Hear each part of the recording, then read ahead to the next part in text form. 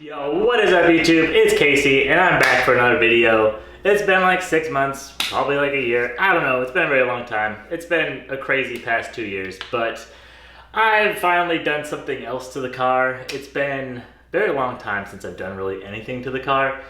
So as some of you guys saw on my Instagram, I put the new iDoing head unit inside of the car that has the wireless Apple CarPlay, you know, it's the big giant upgrade from the standard head unit that comes with the 16 STI. And a lot of you, I mean, like I got like 50 messages asking about the head unit, so I decided, you know what, maybe it's time for me to make another YouTube video. So this video is gonna be pretty simple. I'm just gonna go over how I think of it, because I actually have it installed in the car right now. I've had it in there for about a month or two, and I'm gonna take it out for you guys, show you how to take out your old head unit and put in the new one and all the wiring that goes into it. I also have the Harman Kardon System, so I'm going to show you how you can use the iDoing head unit with your Harman Kardon system if you have the upgraded sound system. So without further ado, let's just get right into it. So as you can see here, we have the iDoing head unit installed in the car already. So I'm going to go ahead and take this out for you guys, put the old head unit back in, and show you how to pretty much start to finish get the old one out and the new one in.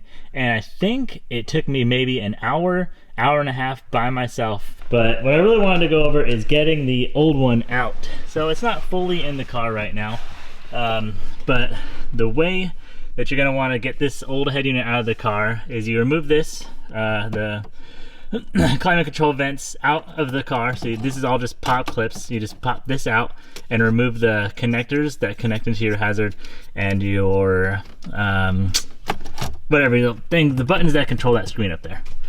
So these are the two connectors that you're going to remove from the back of those, the hazard and the thingy.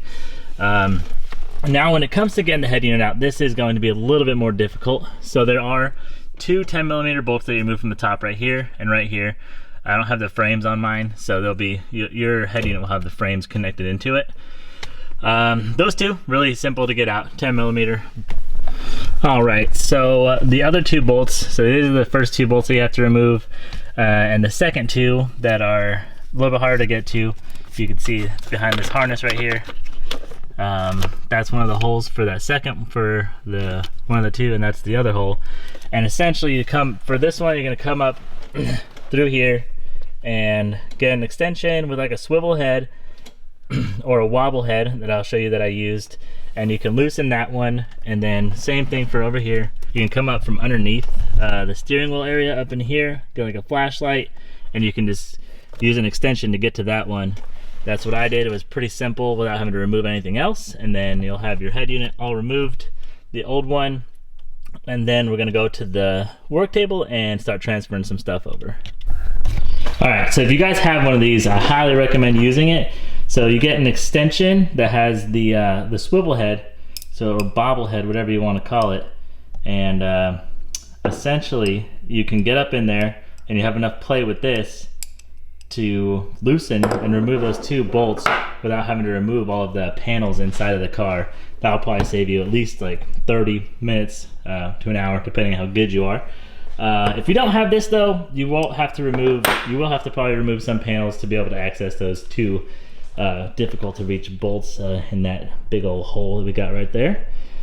But anyway, let's go ahead and get down to the part that everybody is afraid of or hates, the most daunting part, and that is this wonderful spider web of wires that you get to deal with. So before I get too far ahead of myself, I do want to discuss this real quick. These vents and the little buttons that you got right here. So these are super easy to transfer over. The vents just could pop out, and then you put them in here and they snap right into place. And these two the two connectors, the hazard and the infotainment, I don't know, whatever you call it. I'm gonna call it thingy for the video. The thingy just connect right in, and they pop out and then pop right back into place right there. As you can see, super easy to remove those and transfer those over. Secondly, you have to take out your old climate control knobs. Another, like I said, super easy to do, and that's just those four screws, Phillips head screws. Pop it out and then pop it right back into there, into your new iDoing head unit panel. This all comes in one piece. All right, so once you've transferred over your climate control knobs and your vents and your buttons and your thingy, you're essentially ready to start wiring up the head unit for all of the wires, the plug and play wires that connect back into the car. So unlike the stock unit where these two parts are separated, the iDoing head unit does come with one big panel all in one piece instead of the two pieces like the stock one, which makes it easier to install, I guess, but I guess it's just the way that they had to do it. I would prefer to keep these separated, but I could, like, really, either way works for me, I guess. Now let's go ahead and get to this part. All of these wonderful wires. And now you're thinking to yourself, there ain't no way I can do this. I don't do wiring. But really, it's actually really simple. So I'm gonna go ahead and try to go wire by wire, and then I'll discuss the Harman Kardon system as well. All right, so I went ahead and disconnected everything for the most part from the back of the head unit. Some of this stuff is really easy, the stuff that I left connected. So here you have, this port is the GPS, which is like a little antenna thing, which I just pretty much wound up and put on top of the head unit right there in a little bundle. I don't really use the GPS, but I just figured I'd get that plugged in. So you're definitely going to want to install this, which is the Wi-Fi antenna. You definitely need Wi-Fi for this thing to work properly. Now, I have decided that to not use the two 4G antennas because I'm not using like a data card.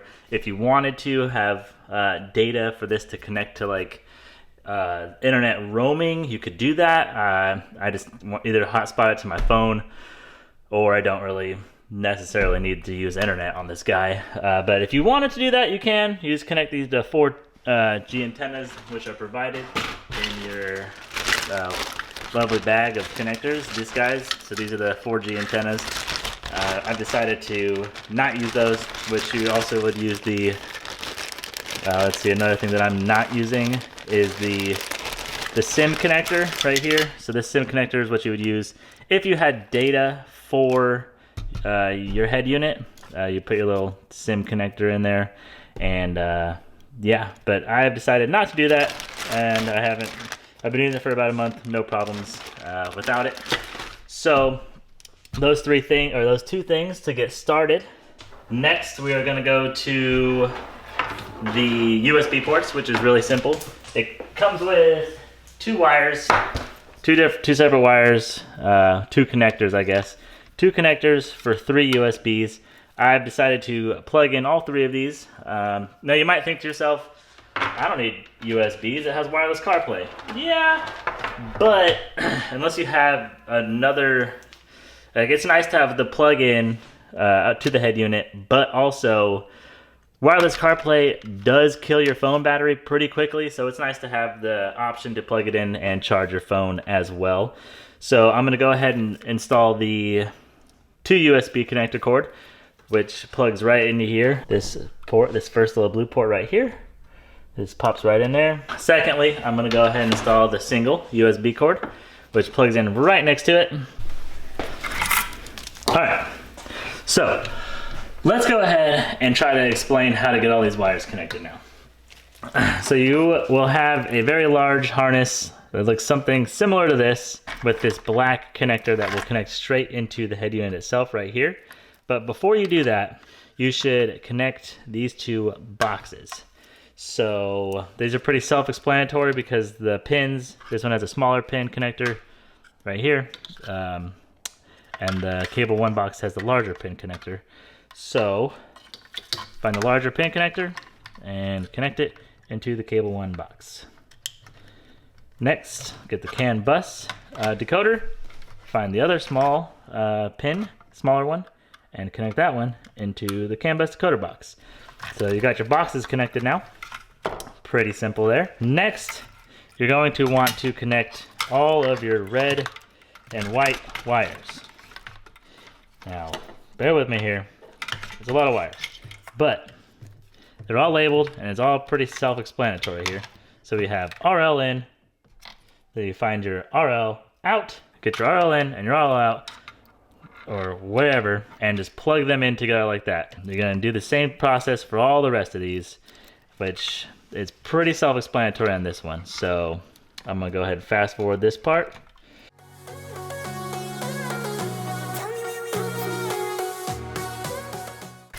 And there you have it. All these are connected and good to go. So after you do that, you are going to want to get your backup camera connected as well, which you have this little guy for. So I use the CDD AV in, and I connected it into the, essentially you connect them like this. And if, before you get it fully installed in the car, you just throw your car in reverse and make sure the backup camera comes on. If it doesn't, I would just swap the other backup yellow cord, which I think either one should be fine, hopefully. But I do know that the aux VIN I was not using for sure. So you have your backup camera installed. You have all of your red and whites installed. Now let's go ahead and start plugging all of this into this head unit, which really is not that hard. To begin with, you can go ahead and install the big harness, which connects right here, like so. So this guy that has the 2 yellows and a green is going to connect, let's see, we got an 8, so it's going to connect right here, just like that. And then I think there's one more that it needs to connect other than the antenna. So the antenna can connect right there. Just plug that guy in, choop, like that. And then the last one is the connector that has all the red and whites, and that's going to connect right here. All right, so while I'm here, I almost forgot. I did not have the microphone installed in the car, and I was using the built-in microphone that's built into the head unit. My car is very loud, and I did try to talk to some people on my CarPlay, and they pretty much could not hear me because my car is ridiculously loud. I'm not sure if this microphone is gonna help, but I'm gonna go ahead and install it anyway. That way, while I have it out of the car a second time. So that goes right here in this connector. Boom, just like that. A little double-sided tape. This plugs in to right here, like so. And then you route this to wherever you want in your car to make it easier for people to hear you if you would like to do that. And like I said, this last connector is for the SIM. And I am not going to be using a SIM inside of my head unit because I just don't need the internet. But if you were to do so, don't forget to connect your SIM right there. And now we are good to transfer all of this into the car. So far I kind of just got it sitting here, propped up against the shifter. Make sure you, if you got like, a solid shifter, you cover it up because you could probably crack the screen pretty easily. So before you go ahead and put it inside of the hole, you're gonna want to route your your USB cords. So I just routed them essentially down and into, back down here below the,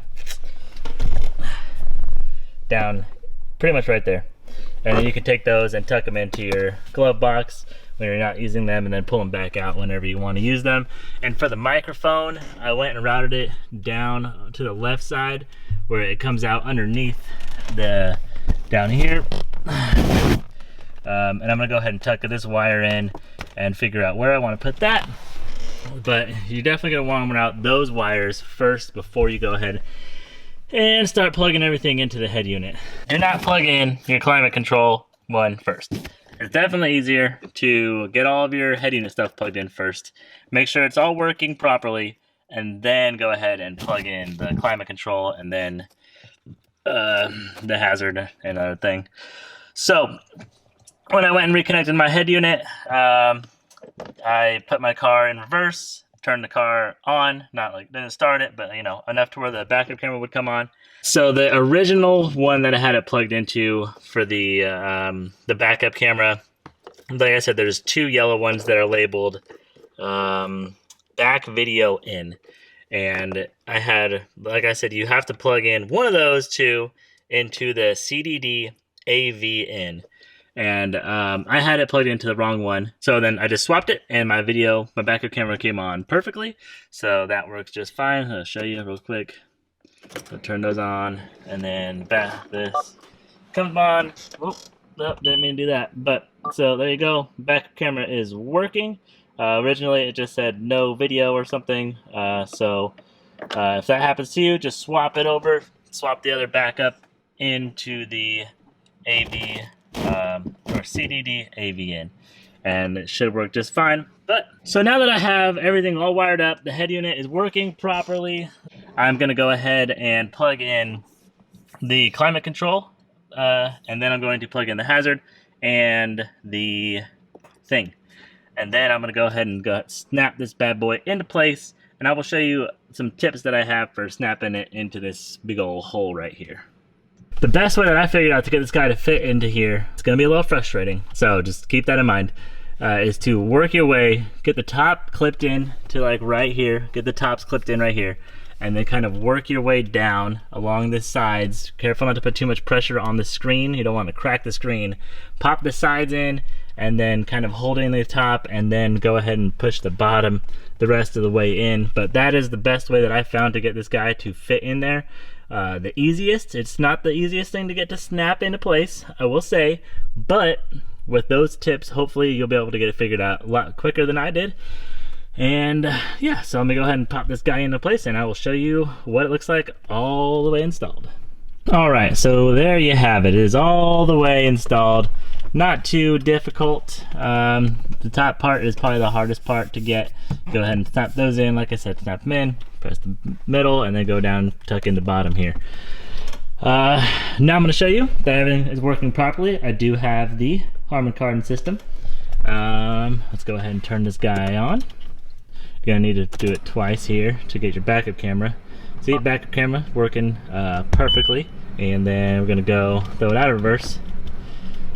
Go on your apps, and then you have your CarPlay here, which is the wireless Apple CarPlay. I don't know if my phone is close enough. Where is it at? My phone is currently over there on the workbench.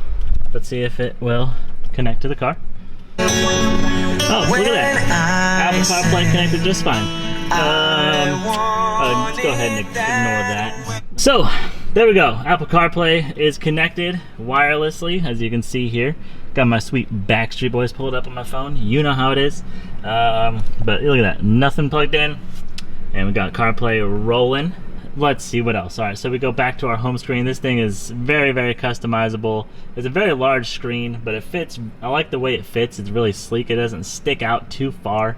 And you got, of course, your Google Play Store, so you can get whatever apps you want. People be watching Netflix, Hulu. I recommend not doing that while you drive, but you can do it. You know, you go to a car show, you get bored, and you're like, you know what? Let's just sit in the car and watch some Hulu or Netflix and chill, whatever one you want to do. Maybe not at a car show, but you know. But one thing I will cover really quick is the sound quality of this head unit has made my sound system sound, I don't know, like 10 times better. It's got so many customizable options. You can do so much different things with this head unit, and it made the sound system sound so much better. So even that alone, I think, makes this head unit worth it. Another thing that I'm going to go over really quick is the steering wheel controls. So the steering wheel controls, I've already programmed all of my steering wheel controls, but it's super simple. You hold whatever button you want on the steering wheel, like let's say volume up, you hold that, and then it's going to say press select learning function button, and then you press the volume up button on the screen right there, boom, and that programs it. So you do that with all of the rest of your buttons over there. You can do whatever button you want, but I will go ahead and show you that it works now. So let's go ahead and volume up, boom, look at that, perfect. And I will say the video quality on this thing is really, really good.